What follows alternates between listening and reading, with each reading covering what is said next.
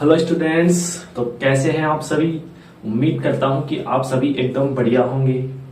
मैं हितेश शर्मा स्वागत करता हूं आपके अपने ब्यूटीफुल से प्लेटफॉर्म LHS फिजिक्स पॉइंट में। जैसा कि आप सभी को पता है कि हमारी क्लास 11th का जो सेकंड चैप्टर है उसके 3 लेक्चर हमने कर लिए हैं और हमारा जो टॉपिक था एरर वो हमारे पास चल रहा है। ठीक है, लास्ट के जो 3 लेक्चर्स हैं वो आपको आसानी से समझ में आ रहे होंगे। मैंने जितना उनको इजी बनाना था उससे कई ज्यादा इजी बनाकर आपके सामने प्रस्तुत किया है। ठीक है, तो आपको वो सभी लेक्चर आसानी से समझ में आ रहे होंगे। तो हमने अभी तक क्या क्या पढ़ लिया इस चैप्टर में। हमने देखा कि मूल राशियां क्या होती है, व्युत्पन्न राशियां क्या होती है। हमने पूरक मात्रक देखे, 2 प्रकार के होते हैं। ठीक है, उसके बाद हमने अंतरराष्ट्रीय मात्रकों की पद्धतियां देखी।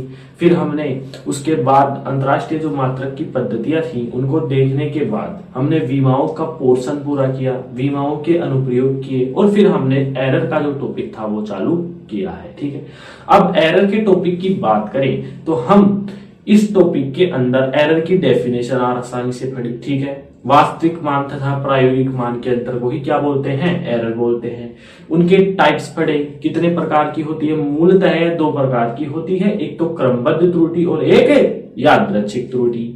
उनका भी डिटेल से अध्ययन किया, प्रत्येक डेफिनेशन में मैंने एग्जाम्पल देकर आपको समझाया। ठीक है, इससे जस्ट पहले मैंने यथार्थता और परिशुद्धता से भी आपका परिचय करवाया था, वो भी आपको समझ में आया होगा। ठीक है, तो ये तो हुई त्रुटि की बात, एरर की बात। आज हम इस एरर को कंप्लीट करने वाले हैं, तो आप बिल्कुल धैर्य बनाए रखें, वीडियो के एंड तक बने रहें। अब इस एरर से संबंधित जो हमारे पास 2 टाइप्स थे वो हमने कंप्लीट कर लिए हैं, क्रमबद्ध और यादृच्छिक। अब इसमें आता है, आज का पहला टॉपिक आता है त्रुटियों का निरूपण, मतलब त्रुटियों का फैलाव। एक तरह से मैं बात करूं फैलाव की, यदि अच्छा इसमें क्वेश्चन किस प्रकार से पूछा जाता है, या तो आपको पूछेगा कि त्रुटि किसे कहते हैं, कितने प्रकार की होती है, उनकी व्याख्या कीजिए। ठीक है, या मैं आज बता रहा हूं कि या क्वेश्चन आएगा कि त्रुटियों का निरूपण की व्याख्या कीजिए, जो आज हम पढ़ेंगे। ठीक है, 2 टॉपिक कवर करेंगे, त्रुटियों का निरूपण और त्रुटियों का संयोजन। डायरेक्टली क्वेश्चन आता है त्रुटियों का निरूपण की व्याख्या कीजिए तथा त्रुटियों के संयोजन की व्याख्या कीजिए। इस प्रकार से क्वेश्चन आते हैं। तो कॉपी पेन निकाल लीजिए, नोट्स बनाना स्टार्ट करें और आ जाइए मेरे साथ। ठीक है, तो आज का हमारे पास टॉपिक है जो कि बहुत इजी होने वाला है आपके लिए। हेडिंग डालेंगे त्रुटियों का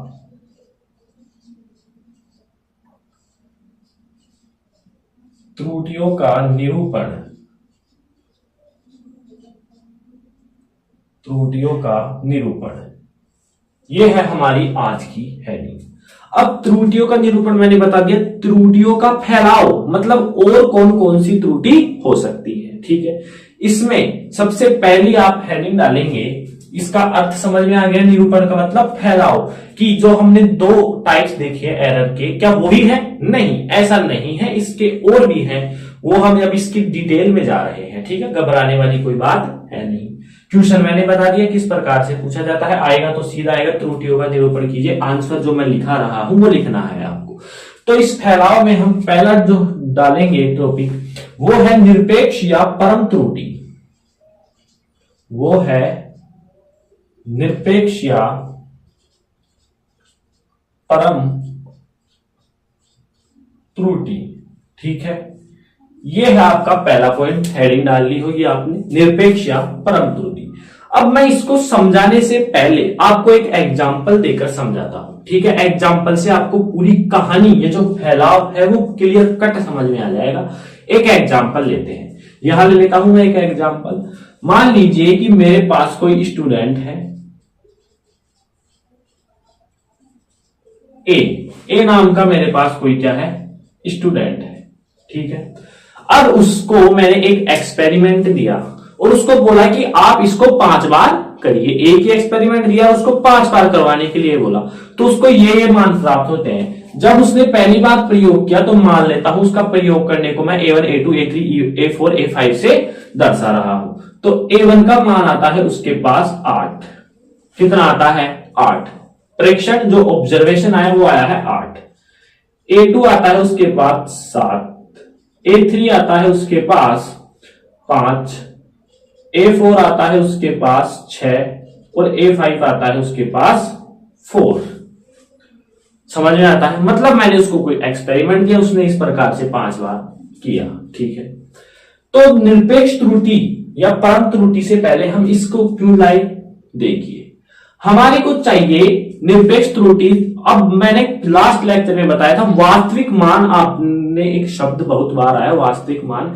जैसे मैंने पलायन वेग का उदाहरण लिया था 11.2, मैंने वास्तविक मान पहले दे रखा था। निरपेक्ष त्रुटि में क्या होगा, हमें पहले वास्तविक मान निकालना है, उसके बाद ही ये त्रुटि जो है आगे जाके हल होंगी, अन्यथा नहीं होगी। इस उदाहरण का मकसद क्या है, वास्तविक मान ज्ञात करना। ठीक है, तो स्टूडेंट था जिसने ऑब्जर्वेशन किए 5 बार। तो अब हम क्या करेंगे, यदि मैं इनका औसत लूं, यानी औसत कैसे आएगा, माध्य, ए माध्य जिसको ए मीन बोलते हैं अंग्रेजी में, ए मीन इज इक्वल टू क्या आएगा, A1 plus A2 plus A3 plus A4 plus dot dot dot A5 upon का कितनी बार किया, 5 बार।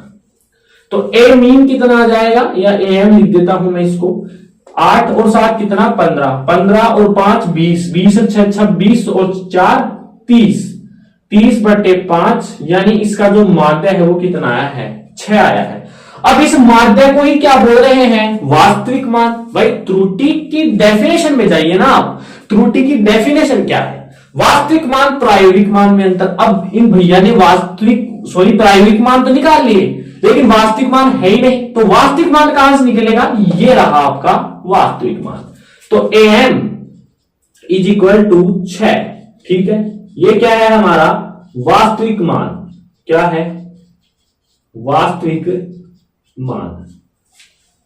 तो निरपेक्ष या परम त्रुटि समझने के लिए पहले हम कौन सी स्टेप लेंगे, वास्तविक मान को समझना आवश्यक है। स्टूडेंट लिया 5 बार उसने प्रयोग किया, इस प्रकार से वास्तविक मान निकाला, औसत को हम वास्तविक मान कहते हैं। तो सबसे पहले आपको इस आंसर में लिखना होगा किसकी डेफिनेशन, वास्तविक मान की।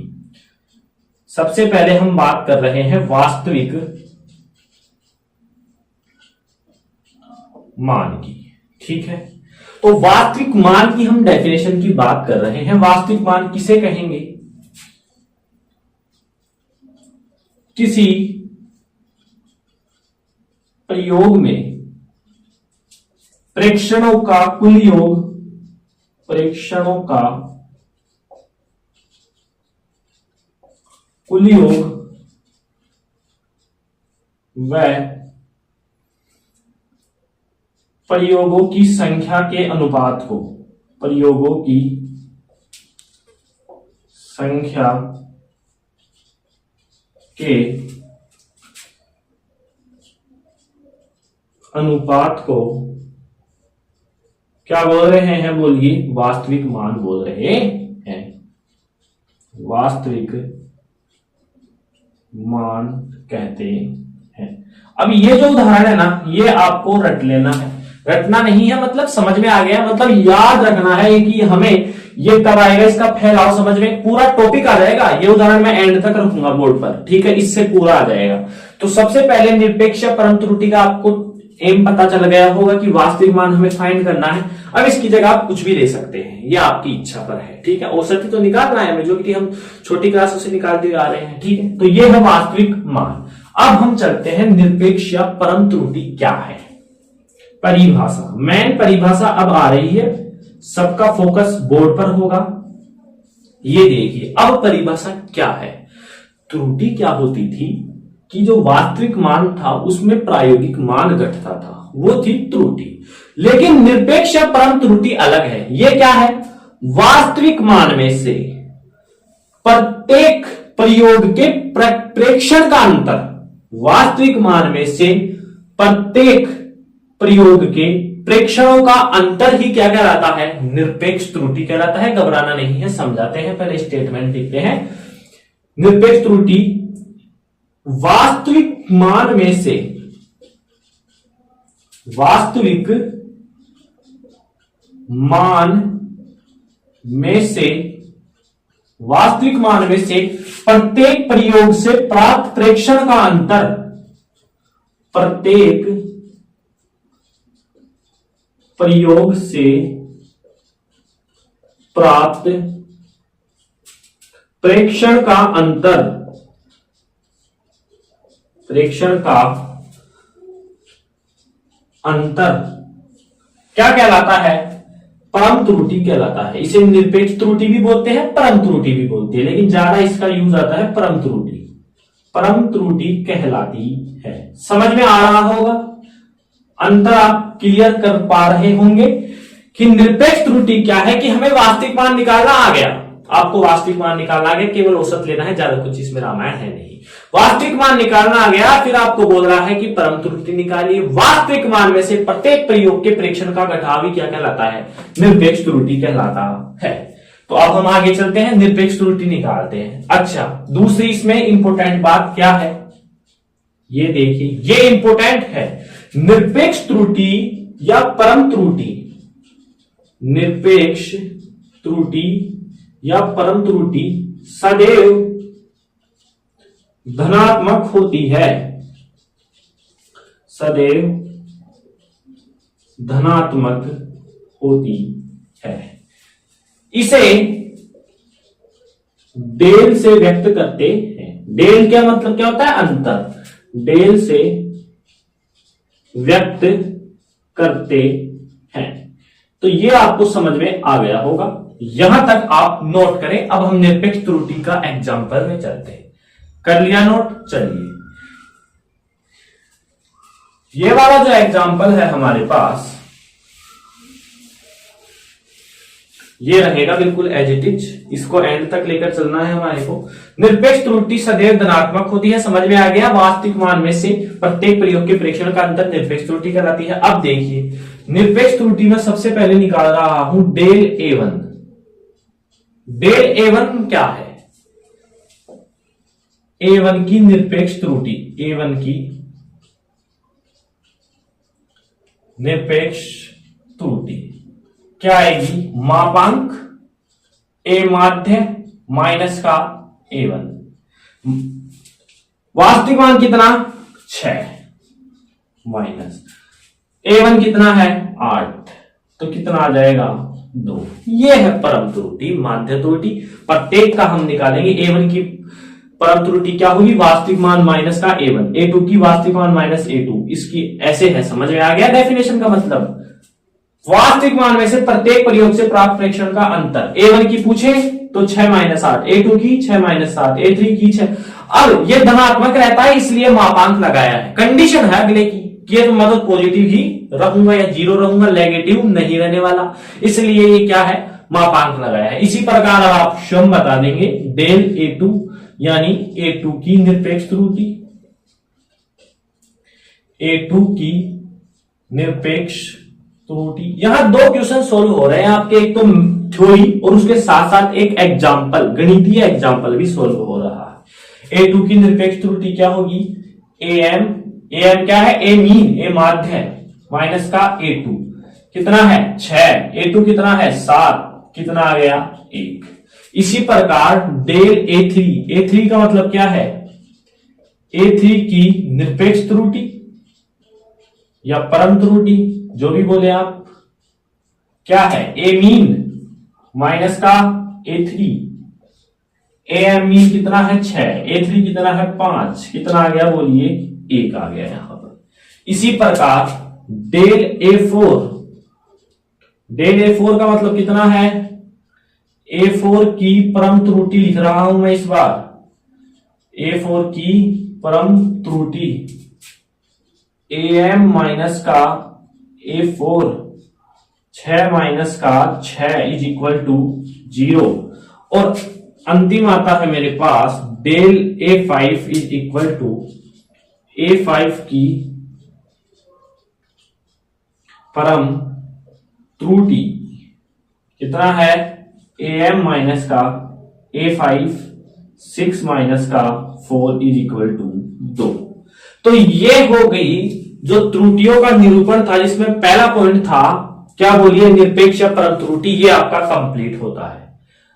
फिर त्रुटियों का निरूपण अभी कंप्लीट नहीं हुआ, इसमें 4 है। पहला पॉइंट हो चुका है निरपेक्ष परम त्रुटि, इसके बाद आता है माध्य परम त्रुटि, उसके बाद आता है आपेक्षिक त्रुटि और फिर प्रतिशत त्रुटि।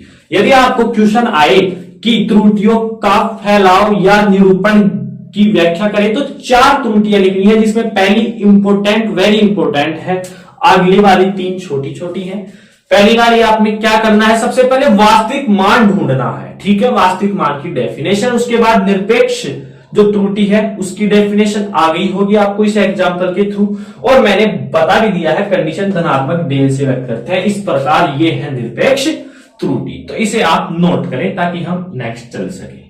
चलिए, ये एग्जांपल मैं एंड तक रखने वाला हूं, ठीक है, इसको भी मैं थोड़ी देर के लिए रखता हूं, इस वाले को भी हम रखेंगे, क्योंकि इससे मतलब क्या है, एक से एक लिंक है। पहला निरपेक्ष त्रुटि है, उससे जस्ट जो अगली वाली है निरपेक्ष त्रुटि या परम त्रुटि से लिंक है। देखो दूसरा डालो, माध्य परम त्रुटि। अब आपको दिमाग चल गया होगा, दौड़ रहा होगा, चल रहा नहीं, दौड़ रहा होगा। माध्य परम त्रुटि, अब आप बोलोगे कि ये तो आता है मेरे को, कैसे आता है भाई? इसे ऐसे आता है कि परम त्रुटि यानी निरपेक्ष त्रुटि अभी अभी फटी है, उसका माध्य, सिंपल, माध्य परम त्रुटि। परम त्रुटि या निरपेक्ष त्रुटि अभी अभी फटी है, बस उसका माध्य ही तो लेना है। क्या आ गया मेरे पास? माध्य परम त्रुटि। चलिए तो ले लीजिए फटाफट से। माध्य परम त्रुटि का मतलब है कि माध्य लो। अब माध्य परम त्रुटि को किससे व्यक्त करेंगे? डेल से। चलिए, आपको रटना नहीं है, समझाता हूं मैं। आप माध्य को भूल जाए थोड़ी देर के लिए, परम त्रुटि पर आए।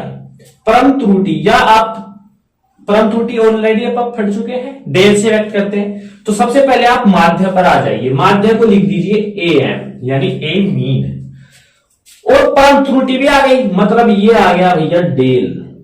तो इसको किससे व्यक्त करते हैं? डेल AM से हम इसको व्यक्त करते हैं, ठीक है। ये रही माध्य परम त्रुटि की बात।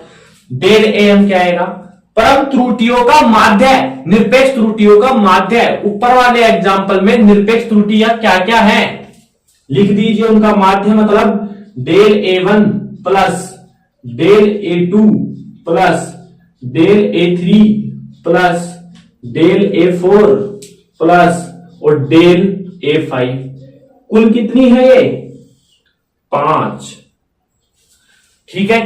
तो ये है, अब इन सभी का हम क्या करेंगे? योग करेंगे। अब देखिए, डेल A मीन, ए माध्य, ये जैसे ही इसके AM लगा दिया, और हम जानते हैं माध्य तो AM बोलते हैं, परम त्रुटि का मतलब है डेल लगाते ही ये क्या हो गया? माध्य परम त्रुटि। अब आपको सीधा सा पता है परम त्रुटि अभी अभी फटी है, माध्य कैसे निकालते हैं? इनका योग बटे कुल संख्या, कुल योग बटे कुल संख्या। कुल योग कितना होगा इनका? 2 और 1 3, 3 और 1 4 और 4 और 2 6, 6 बटे 5। इसका क्या आ गया आपके पास? आंसर आ गया। यदि मैं एग्जाम्पल के दृष्टिकोण से बताऊं, यदि इसका डायरेक्ट सीधा फॉर्मूला दिखाऊं मैं, ये तो था एग्जाम्पल के भांति, यदि इसका सीधा फॉर्मूला आता है A mean is equal to A1 del A2 plus del A3 dot dot dot plus del AN upon में कितना? N। ये आता है माध्य परम त्रुटि का फॉर्मूला। परम त्रुटि जैसे ही आपके पास आती है, ठीक है, तो उसका माध्य ले लीजिए, जस्ट केवल AM के आगे डेल लगाना है, ठीक है। और इस प्रकार से जितनी भी परम त्रुटि आई है उनका योग बटे कुल संख्या, वो क्या आ जाएगी आपके पास? माध्य परम त्रुटि। इसको एग्जाम्पल के भांति भी बता दिया है और वैसे सूत्र के अनुसार भी बता दिया। तो ये हो गई आपकी दूसरी माध्य परम त्रुटि, इसको नोट करें। चलिए, अब हम इसके आगे चलते हैं। अब हम इसको मिटा देते हैं, ये जो एग्जाम्पल है वो हमारे साथ ही रहेगा। तो माध्य परम त्रुटि के बाद तीसरा हमारे पास आता है आपेक्षिक त्रुटि। आपेक्षिक त्रुटि, अब ये सीधा आपको याद रखना है, केवल अब छोटे छोटे बचे हैं। मैं बोल रहा था पहले भी, केवल पहली बड़ी है, पहली जो त्रुटि है निरपेक्ष परम त्रुटि वो बड़ी थी। उसके बाद माध्य परम त्रुटि, केवल जो ए मीन था उसके जो AM था उसके डेल लगाना था, वो क्या बन जाएगा? परम त्रुटि बन जाएगी इस प्रकार से। अब आपेक्षिक त्रुटि का सूत्र है डायरेक्ट, तो आपेक्षिक त्रुटि किसे कहते हैं? माध्य परम त्रुटि माध्य परम त्रुटि, माध्य परम त्रुटि बटे वास्तविक मान। अब आप इसकी डेफिनेशन देना चाहे तो दे सकते हैं। माध्य परम त्रुटि तथा वास्तविक मान के अनुपात को ही आपेक्षिक त्रुटि कहते हैं। यदि मैं एग्जांपल के अनुसार इसका मान भी निकालना चाहूं तो आपेक्षिक त्रुटि, इसको मैं क्या लिख सकता हूं, माध्य परम त्रुटि को, माध्यम को क्या लिख सकते हैं आप, एमी, और इसको डेल लगा देंगे तो माध्य परम त्रुटि वास्तविक मान, ये रहा, औसत ही वास्तविक मान कहलाता है, तो ये क्या हो जाएगा, एमी। तो ये किसकी सूत्र है, आपेक्षिक त्रुटि का, ये क्या है, सूत्र है। ठीक है, ये हो गई आपकी आपेक्षिक त्रुटि। यदि मैं आंसर की बात करूं, ये कितना आया है मेरे पास, 6/5, और ये कितना है, 6 है। 6 से 6 क्या हो गया, कैंसिल हो गया, 1/5 मेरे पास आ गया। समझ में आ गया, बिल्कुल। तो इस प्रकार से आपेक्षिक त्रुटि है, यहां तक आप नोट करें। चलिए, अब जो अंतिम आता है हमारे पास प्रतिशत त्रुटि, ये कुछ भी नहीं है प्रतिशत त्रुटि। देखिए, चौथा प्रतिशत त्रुटि। प्रतिशत त्रुटि क्या है, एक से एक जो एरर है ऑटोमेटिकली अपने आप से लिंक है। निरपेक्ष परम त्रुटि, उसके साथ कौन सा लिंक था, माध्य परम त्रुटि। माध्य परम त्रुटि के बाद आपेक्षिक त्रुटि उसके साथ लिंक थी, और अब आया है प्रतिशत त्रुटि। प्रतिशत त्रुटि क्या है,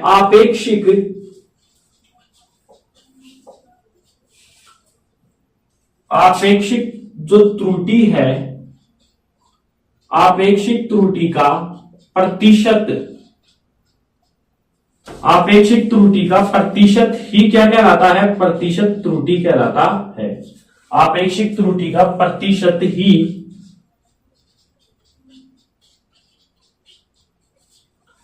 प्रतिशत त्रुटि कहलाता है। यानी क्या आएगा, प्रतिशत त्रुटि, परसेंटेज एरर क्या आने वाला है, प्रतिशत त्रुटि का फॉर्मूला क्या है, माध्य परम त्रुटि बटे वास्तविक मान इंटू 100, ये क्या हो जाएगा, आपकी प्रतिशत त्रुटि। तो यहां से मैं बोल रहा था, आपका जो पहला टॉपिक था आज के लेक्चर में, त्रुटियों का निरूपण मतलब फैलाव, जो कि यदि आपको क्वेश्चन आंसर जो पेपर होता है हाफ ईयरली ईयरली में आता है क्वेश्चन की त्रुटियों का निरूपण समझाइए, उसमें आपको कितनी त्रुटियां याद रखनी है, 4 त्रुटियां। कौन कौन सी, पहला है निरपेक्ष परम त्रुटि, उसमें हम क्या करेंगे, सबसे पहले हम वास्तविक मान की डेफिनेशन लिखेंगे। औसत को ही वास्तविक मान बोलते हैं, यानी प्रयोगों के जो प्रेक्षण है उनका कुल योग बटे प्रयोगों की संख्या। जस्ट उसके बाद हम निरपेक्ष त्रुटि की डेफिनेशन दे देंगे। जो हमारे पास वास्तविक मान आया है उसमें प्रत्येक में से आप घटाएंगे तो वो क्या आ जाएगा, निरपेक्ष त्रुटि। एग्जाम में दिया आता है तो आपको एग्जाम्पल सहित करना है, ठीक है। फिर हम उसके बाद जस्ट इसके बाद आया माध्य परम त्रुटि।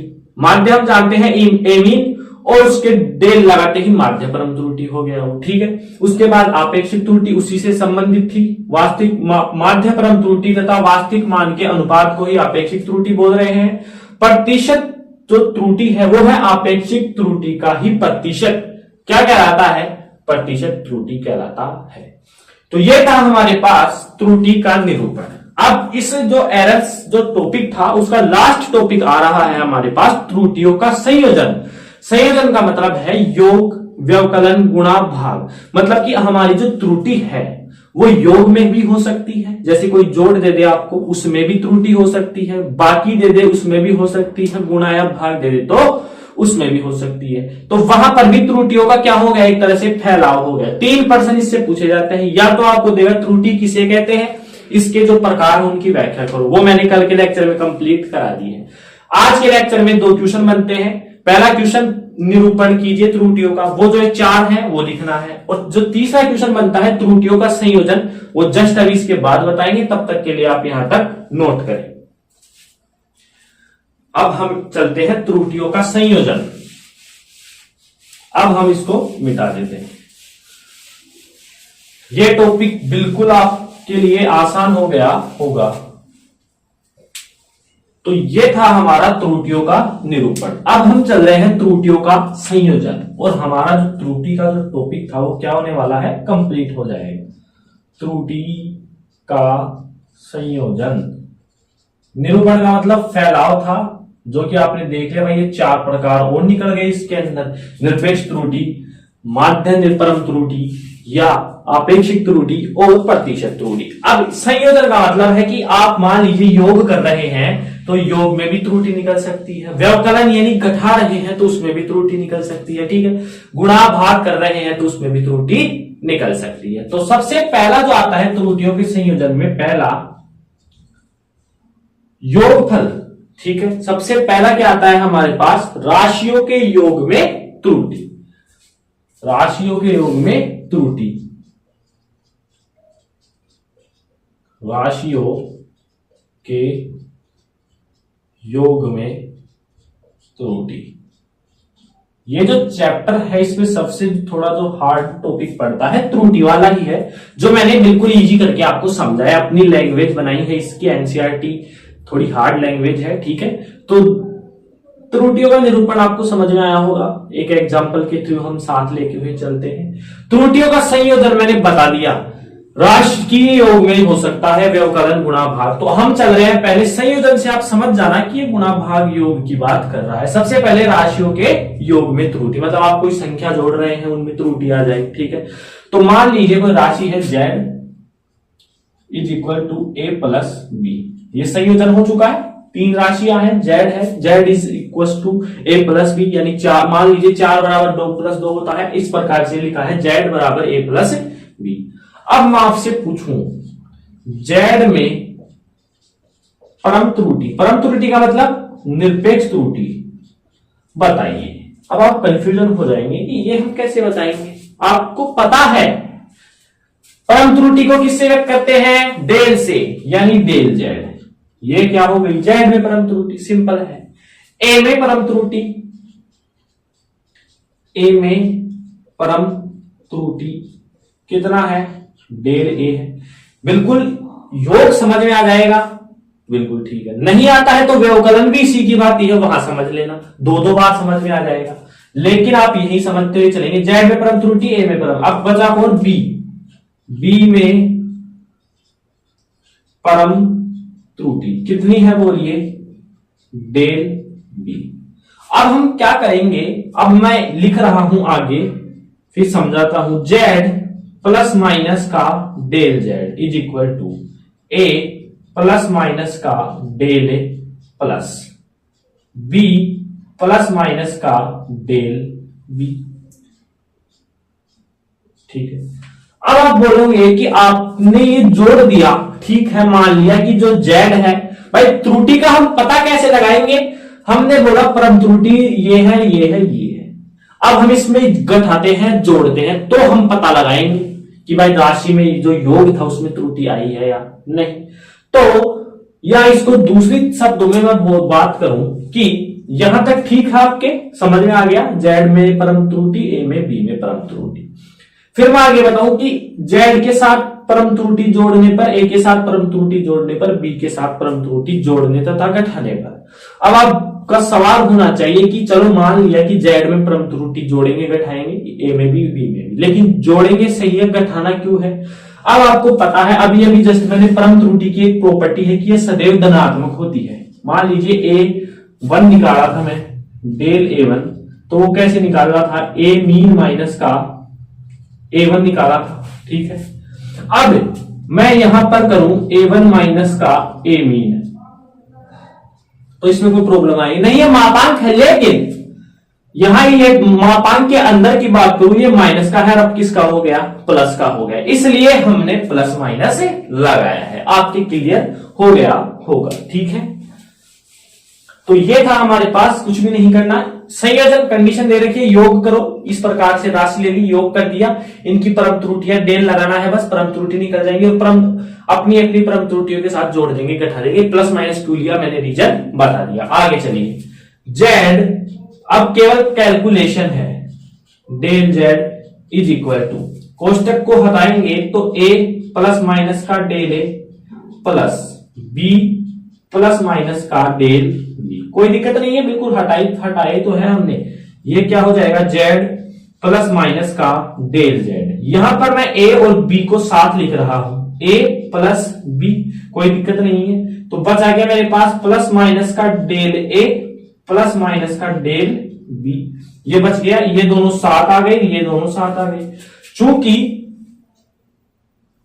ए प्लस बी का मान क्या है, ऊपर देखिए जेड है, ए प्लस बी का मान क्या है, जेड है, तो मैं इसकी जगह जेड लिख सकता हूं। जेड प्लस माइनस का del Z, Z plus minus का डेल ए प्लस माइनस का डेल बी, जेड से जेड कैंसिल, और हमारे पास आ रहा है अब प्लस माइनस का del Z is equal to plus minus का डेल ए प्लस माइनस का डेल बी। यह है संयोजन में त्रुटि, राशियों के योग में त्रुटि। योग कर दिया, याद कैसे रखेंगे, एक राशि लीजिए, योग बोला है, हाँ योग करना है, योग कर दिया, इनकी परम त्रुटियां लिख दी, इसमें घटा दिया जोड़ दिया, घटा दिया जोड़ देगा, मैंने बता दिया एग्जाम्पल। उसके बाद बस इनके साथ घटा दिया, इनको हल कर दिया, मेरे पास ये आ गया। अब इसमें 4 पॉइंट आते हैं कि हमें ये दे दिया, हमें त्रुटि निकालनी है कि सबसे ज्यादा त्रुटि कहां है। एम क्या है हमारा, सबसे ज्यादा त्रुटि कहां है। जैसे निरपेक्ष त्रुटि में एम क्या था, वास्तविक मान निकालना, वहीं से पूरा सोल्व हो गए चारों त्रुटियां। यहां क्या एम है कि वो 4 शर्तें निकालना, किसके लिए, कि सर्वाधिक मान हमें कहां से मिलेगा। तो मैं ये 4 शर्तें यहां बता रहा हूं आपको, एक बार लिखवाऊंगा मैं, फिर यही शर्तें चलेंगी। मान लीजिए ये प्लस माइनस मतलब 4 कंडीशन बनेगी। मैं यहां लिख लेता हूं प्लस माइनस का डेल ए प्लस माइनस का डेल बी, 2 राशियां हैं, प्लस माइनस डेल जेड के बराबर, ठीक है, बराबर भी लिख दीजिए, प्लस माइनस का डेल जेड के बराबर। अब मैं एक बार ए को तो पॉजिटिव मान रहा हूं, याद रखेंगे, एक बार ए को पॉजिटिव, पहली कंडीशन, एक बार ए को पॉजिटिव और बी को भी क्या मान रहा हूं मैं, पॉजिटिव। पॉजिटिव पॉजिटिव क्या होंगी, पॉजिटिव ही होगा, मान क्या होगा, अधिक होगा। तो पहला पॉइंट क्या लिखेंगे कि जब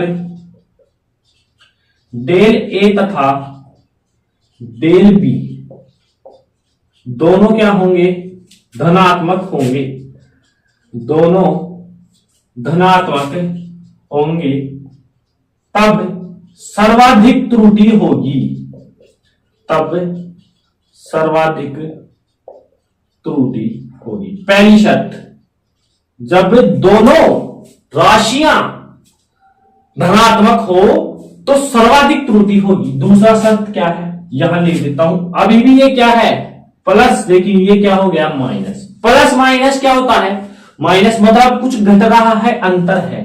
जब डेल ए धनात्मक तथा डेल बी ऋणात्मक हो तब त्रुटि कम होती है। चलिए ठीक है, कोई दिक्कत नहीं है, त्रुटि कम होती है। तीसरा कंडीशन क्या है, ये माइनस का हो और ये भी माइनस का हो। जब डेल ए व डेल बी दोनों ऋणात्मक हो, दोनों ऋणात्मक हो, तब त्रुटि और भी कम होती है, तब त्रुटि और भी कम होती है, ठीक है। और अंतिम पॉइंट है, जब यह धनात्मक हो, ये क्या हो, सॉरी, धनात्मक आ चुका है, धनात्मक ऋणात्मक भी आ चुका है, और जब ये ऋणात्मक हो, ये क्या हो, धनात्मक। जब डेल ए ऋणात्मक और डेल बी धनात्मक हो, तब त्रुटि कम होती है।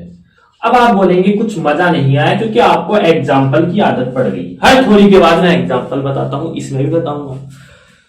जैसे ही मेरे को ये दिया, सब में लास्ट में कुछ ना कुछ सोल्यूशन आएगा, 4 शर्तें सब में चलेंगी। एक बार दिखा रहा हूं, याद करें, समझ लेंगे। अब मेरे पास मान लीजिए डेल ए कितना है, 6 है, डेल बी है मेरे पास 8।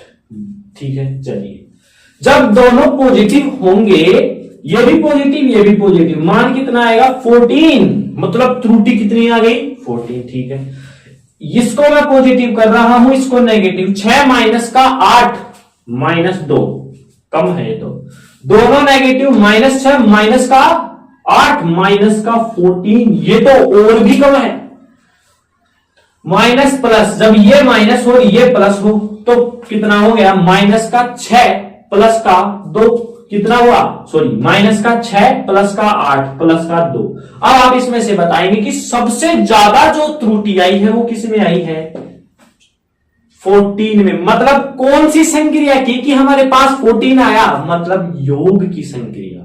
हम लिखेंगे अतः, अब मैं इसको रफ कर देता हूं, आपको समझ में आ गया होगा।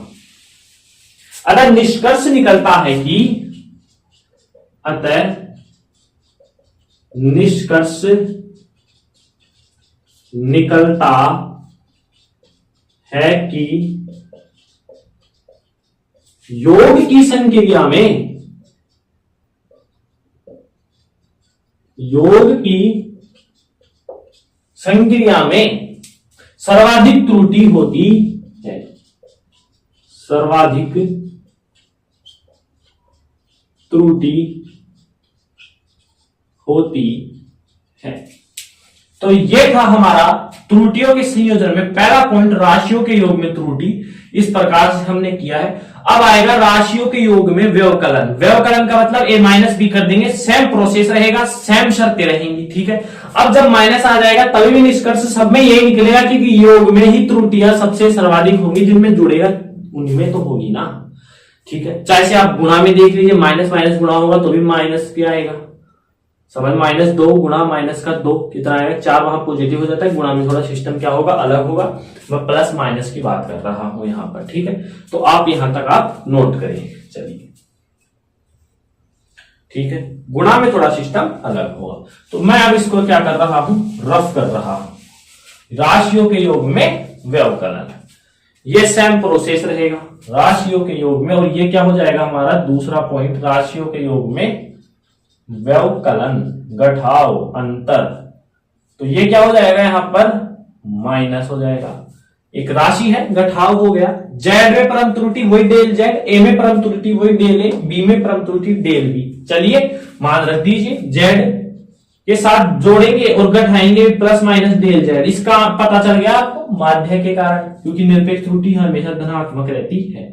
Is equal to A plus minus का del A minus B plus minus का डेल बी। समझ में आ गया।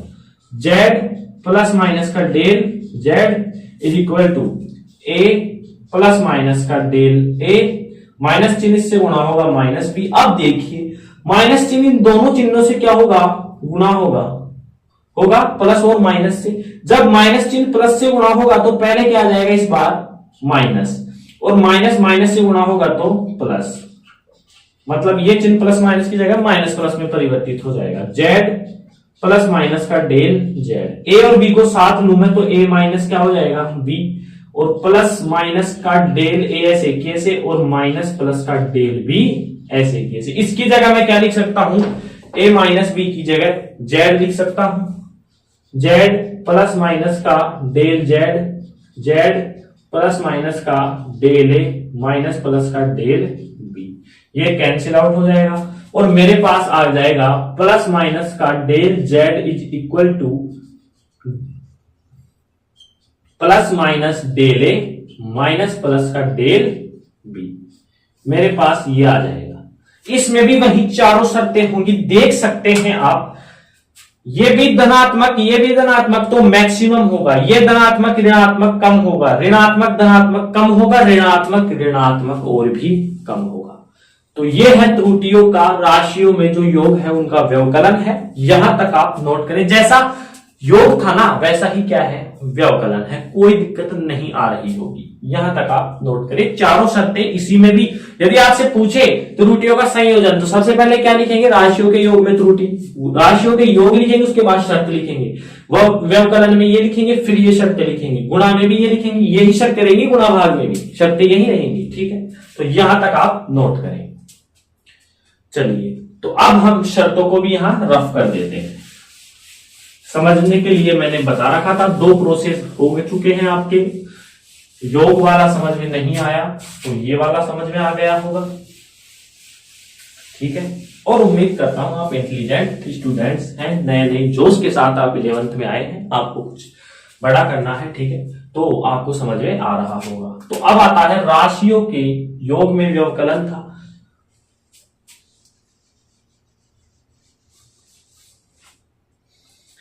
ठीक है, तो ये आ गया है हमारे राशियों का गुणा आ रहा है। अब सॉरी, शायद मैंने इससे जो जस्ट वाला पॉइंट था उसमें ये लिखा दिया हेडिंग राशियों के योग में व्यवकलन, नहीं, योग को हटा देंगे, लिखेंगे आप राशियों में व्यवकलन, कोई ज्यादा बड़ी बात नहीं है। अब है राशियों का गुणन, राशियों का गुणन में त्रुटि, वहां योग हटा देंगे, लिख लेंगे कि राशियों के व्यवकलन में त्रुटि। पहला टॉपिक राशियों के योग में त्रुटि, दूसरा राशियों के व्यवकलन में त्रुटि, अब आ रहा है राशियों के गुणन में त्रुटि। तो वही लिख देंगे z इज इक्वल टू ए गुणा ए, गुणा है तो गुणा, भाग है तो भाग, जो कंडीशन दे रहा है वैसे लिख रहे हैं। वही z में क्या बोलिए, परम त्रुटि कितनी होगी, अब तो आपको पता है डेल z होगी। ए में परम त्रुटि कितनी होगी, डेल ए, और ए में भी परम त्रुटि कितनी होगी, डेल ए।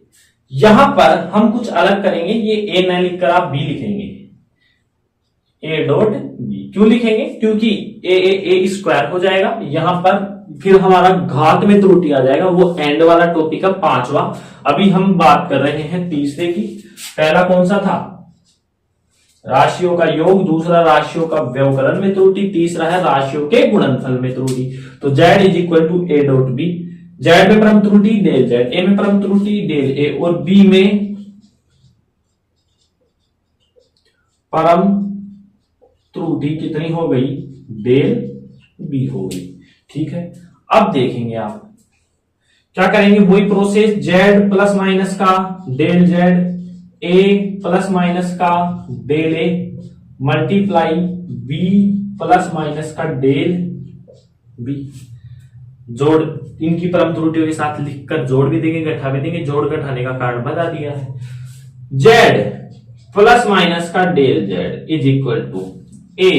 अब देखो इसको सामान्य गुणा करते हैं, a को कर रहा हूं मैं इससे गुणा, यानी a डॉट b, इसको लिख लिया, फिर इससे करूंगा तो चिन्ह किसका है, प्लस माइनस का, यानी a डॉट डेल b हो गया। चलिए, अब ये इससे गुणा होगा, चिन्ह किसका है, plus minus del a dot b, ये इससे गुणा होगा, यानी plus minus del a plus minus del b।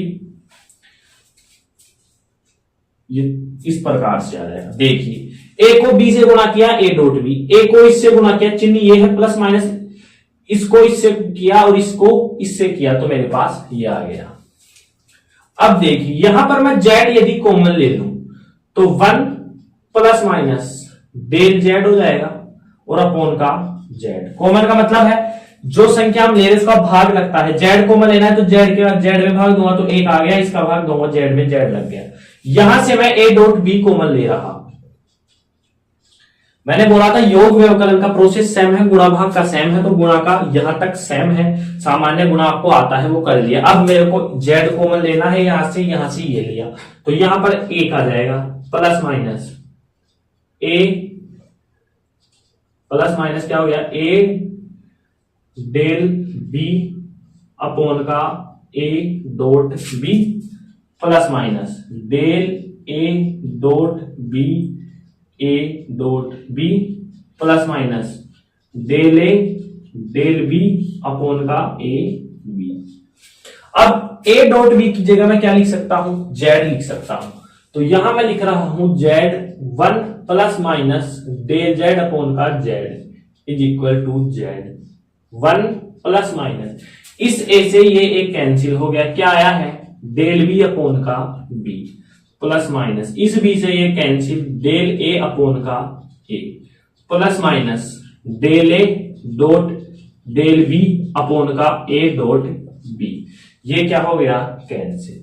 अब यहां पर अलग क्या है, वो ये है कि देखिए डेल का मतलब होता है बहुत सूक्ष्म, मैंने बताया था del tends to zero, mathematics में पढ़ के आए होंगे आप 12th क्लास में, डेल टेंस टू जीरो मतलब डेल का मतलब हमने त्वरण वेग में भी पढ़ा था, डेल टेंस टू जीरो मतलब डेल का मतलब होता है बहुत कम। तो आप मेरे को एक बात बताएंगे, बहुत कम राशि जब बहुत कम राशि से गुणा होगी तो और भी कम मान आएगा, 0.1 से गुणा होगी तो क्या आएगा 0.001, मतलब और भी कम आ रहा है, फिर उसमें भाग भी लग रहा है, जान लोगे क्या आप बच्चे की, मतलब कि कम से कम आप गुणा भी कर रहे हैं, 0.1 को 0.1 से गुणा किया और भी कम मान आ रहा है, फिर उसमें भाग भी दे रहे हैं, मतलब वो लगभग नगण्य मान लिया, लगभग अल्प मान है, बिल्कुल जीरो के निकट है। तो इस कंडीशन को हम क्या मान रहे हैं, नगण्य मानने पर del A dot del B upon का ए डॉट बी क्या मान लेंगे, इसको नगण्य, कारण बता दिया है मैंने, यदि छोटी राशि को छोटी राशि से गुणा करते हैं तो मान और कम आ रहा है और उसमें भाग भी दे रहे हैं तो मान और कम आएगा, ठीक है, इसलिए हम इसको नगण्य मानते। तब परिमाण हमारे पास क्या आता है, अब यहां z से z कैंसिल हो गया, यहां से एक भी क्या हो जाएगा कैंसिल, तो क्या बच रहा है हमारे पास plus minus del z upon का z इज इक्वल टू, ये कैंसिल हो चुका है, प्लस माइनस इसको मैं पहले लिख लेता हूं, plus minus del A upon का ए और plus minus del B upon का बी, ये आ गया है मेरे पास, क्या बोलिए, राशियों के गुणन में त्रुटि। वही चार शर्तें, ये पॉजिटिव पॉजिटिव मैक्सिमम, ये पॉजिटिव नेगेटिव मिनिमम, ये negative positive minimum, negative negative minimum, तो वही धनात्मक योग, मतलब योग में ही त्रुटि सर्वाधिक पाई जाती है। तो ये था राशियों का गुणन में त्रुटि, कुछ भी नहीं किया, जैसे योग और व्यवकलन समान था उसी प्रकार त्रुटि में डॉट ले लिया, उसमें योग में ए प्लस बी था, ए माइनस बी आया, फिर ए डॉट बी आ गया, अब ए अपॉन का बी आ जाएगा भाग में, बस ये इसके साथ कर दिए, प्लस में सामान्य गुणा किया, इसको बस मेथड यहाँ क्या कॉमन, यहाँ कॉमन लेने का उद्देश्य, मैं यहां पर भी डायरेक्टली काट सकता था, क्यों नहीं काटा, कॉमन लेने का उद्देश्य था मेरा ताकि इसको मैं क्या कर सकूं, नगण्य कर सकूं, ठीक है, तो यहां तक आप नोट करें। चलिए अब हम आगे चलते हैं, हमारे पास जो चौथा जो है हमारे पास नंबर 4 है, वो है राशियों के भागफल में त्रुटि, राशियों के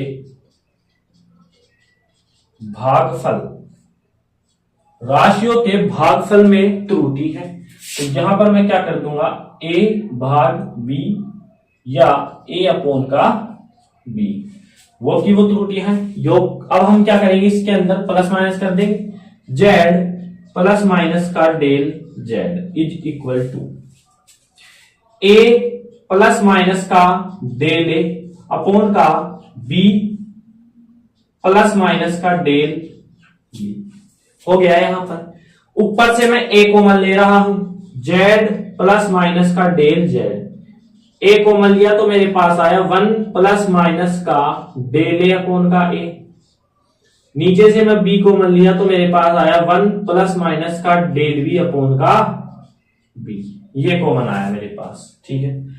a अपॉन का b को मैं क्या लिख सकता हूं, z लिख सकता हूं, z प्लस माइनस का डेल z, यहां z लिख सकता हूं, 1 plus minus del a upon का a अपॉन का 1 plus minus del b upon का b, z से z यहां क्या हो जाएगा, कैंसिल आउट हो जाएगा, ठीक है। तो ये z से z यहां पर कैंसिल आउट हो गया है। अब हम आगे चलते हैं, देखिए अब इसमें प्रोसेस क्या है आगे का वो देखेंगे।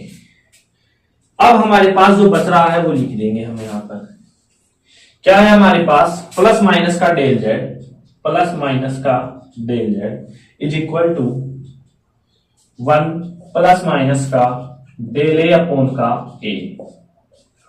ये अब मैं इसको ऊपर लाऊंगा तो इसकी घात 1 है वो माइनस में हो जाएगी, यानी क्या हो जाएगा जब मैं इसको ऊपर लाऊंगा तो 1 plus minus del B upon का बी माइनस का 1।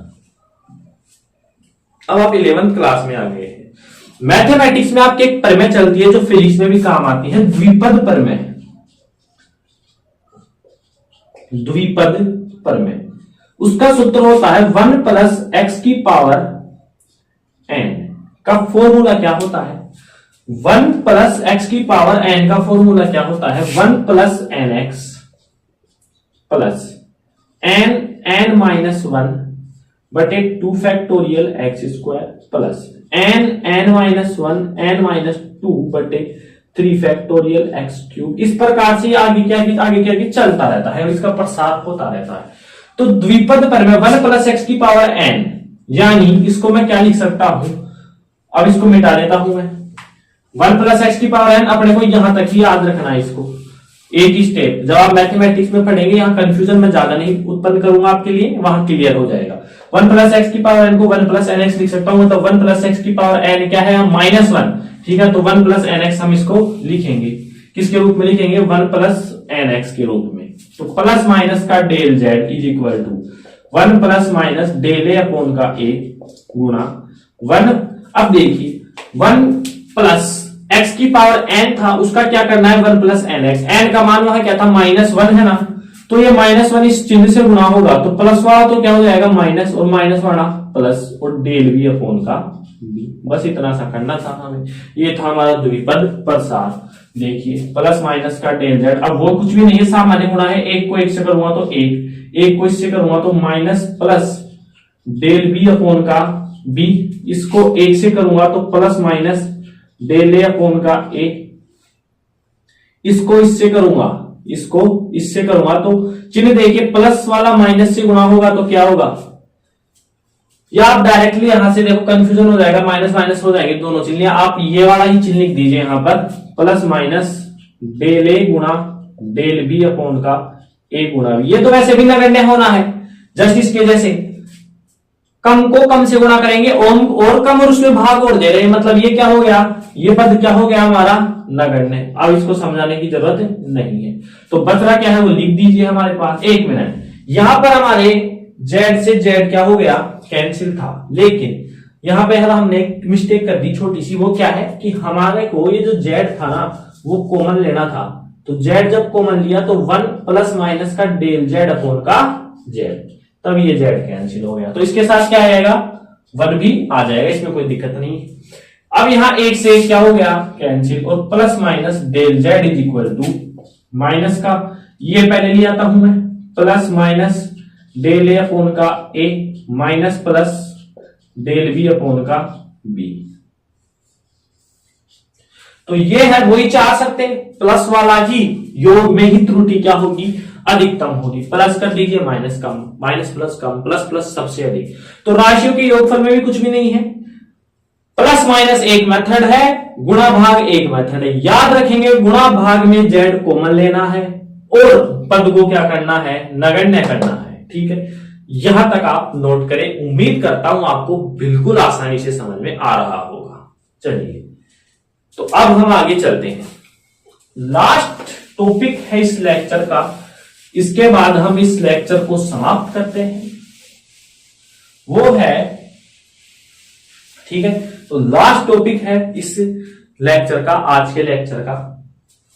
तो लास्ट वाला जो है हमारे पास वो है 5वां, मापित राशि की घातों के प्रकरण में त्रुटि। देखिए हमने योग पढ़ लिया आसानी से, ठीक है।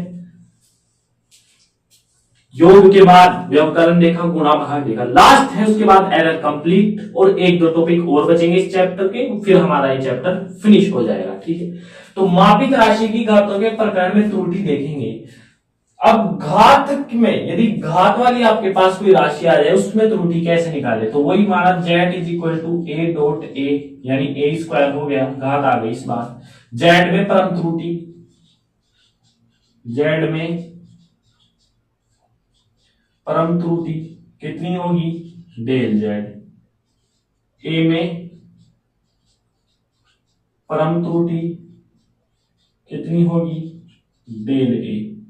ठीक है, वही होगी। अब देखिए जेड प्लस माइनस का del Z, A dot A plus minus का del A dot A plus minus का डेल ए, ये ए है इस प्रकार से।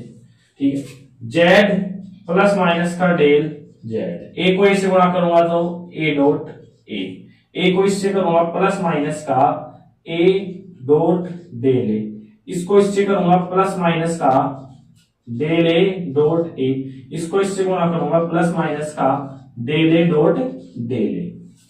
यहां से मैं जेड को मैं ले रहा हूं 1 प्लस माइनस का डेल जेड अपॉन का जेड, इसको मैं क्या ए डॉट ए कॉमन लूंगा, ए डॉट ए को मैं कॉमन ले लेता हूं पहले, तो मेरे पास क्या आएगा 1 plus minus A dot del A upon का A dot A plus minus del A dot A upon का A dot A plus minus del A dot del A upon का A dot A.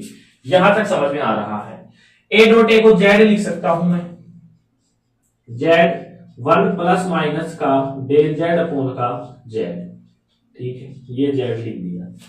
1 plus minus, इससे ये cancel हो गया, del A upon का ए, इससे ये कैंसिल हो गया, प्लस माइनस का डेल ए अपॉन का ए प्लस माइनस, ये तो क्या हो गया नगण्य, कम को कम से गुणा करूंगा और कम उसमें भाग और जा रहा है मतलब नगण्य। जेड से जेड कैंसिल, एक से एक कैंसिल, तो हमारे पास आ रहा है यहां से plus minus del Z upon का जेड। अब ये देखो इसको मैं समान है तो 2 लिख सकता हूं, बराबर 2 प्लस माइनस का 2, ऐसे लिख सकता हूं मैं इसको, plus minus 2 del A upon का ए। तो ये था हमारे पास घात वाला। अब इससे क्या सीखा हमने कि देखो स्क्वायर थी, मतलब घात 2 थी, वो किस में आ गई, आगे आ गई। ये था घात प्रकरण में त्रुटि, कुछ भी नहीं किया है, जैसा था सब में बस उसकी निरपेक्ष त्रुटि को घटाया जोड़ा है, गुणा है तो गुणा किया है, भाग है तो भाग किया है, घात वाला है तो घात किया है, प्लस माइनस है तो प्लस माइनस किया है। मतलब कि क्या होगा, घात में सीधा सा याद रखना है, घात होगी तो वो आगे आ जाएगी, 2 थी तो 2 आ गई। एक क्वेश्चन से और समझा देता हूं, मान लीजिए कोई क्यू कोई राशि है, उसके पास जेड ही मान लीजिए आप, जेड इज इक्वल टू है ए की पावर पी, बी की पावर क्यू और सी की पावर आर। इसका मेरे को घात प्रकरण में त्रुटि चाहिए, तो जेड को हम किस प्रकार लिखेंगे त्रुटि के रूप में, डेल जेड अपॉन जेड। देखो ये लिख रखा है यहाँ पर, इज इक्वल टू ए को किस में लिखेंगे, डेल ए अपॉन का ए, लेकिन ये जो पी है वो तो आगे आ जाएगा और ये क्या हो जाएगा, डेल ए अपॉन का ए। ठीक है, ये समझ में आ गया। इसके बाद प्लस या माइनस, यहां पर भी आप चाहे तो प्लस माइनस लगा सकते हैं, क्यों आगे आ जाएगा, डेल बी अपॉन का बी प्लस माइनस आर आगे आ जाएगा डेल सी अपॉन का सी। मतलब जो आपके पास घात होगा ना वो क्या आ जाएगा, आगे आ जाएगा। तो ये था मापित राशि के घातों के प्रकरण में त्रुटि। इसी के साथ आज का जो लेक्चर नंबर 4 है हम कंप्लीट करते हैं। उम्मीद करता हूं कि जो एरर वाला टॉपिक था आज हमारा 2 लेक्चर में कंप्लीट हो गया है। आपको ये आसानी से समझाने का मैंने जितना प्रयास हो सका उतना किया है। फिर भी कोई डाउट हो कमेंट बॉक्स में कमेंट करेंगे तो दूसरे दिन तुरंत उसका सॉल्यूशन की वीडियो आपके पास आ जाएगी। ठीक है, तो ज्यादा से ज्यादा 11th के स्टूडेंटों को शेयर करिए। और एक विशेष सूचना, डिस्क्रिप्शन में हर वीडियो के नीचे आपको टेलीग्राम का लिंक दिया हुआ है, LHS फिजिक्स पॉइंट के नाम से टेलीग्राम चैनल है, तो उसको ज्वाइन करें। वहां पर आपको 11th के नोट्स मिल जाएंगे। ठीक है, तो आप तुरंत ही ज्वाइन करें आज ही चैनल को और लगातार पढ़ाई करते रहें। मिलते हैं एक कल नए टॉपिक के साथ, नई शुरुआत के साथ, लेक्चर नंबर 5 के साथ। तब तक के लिए पढ़ाई करते रहें। All the very best.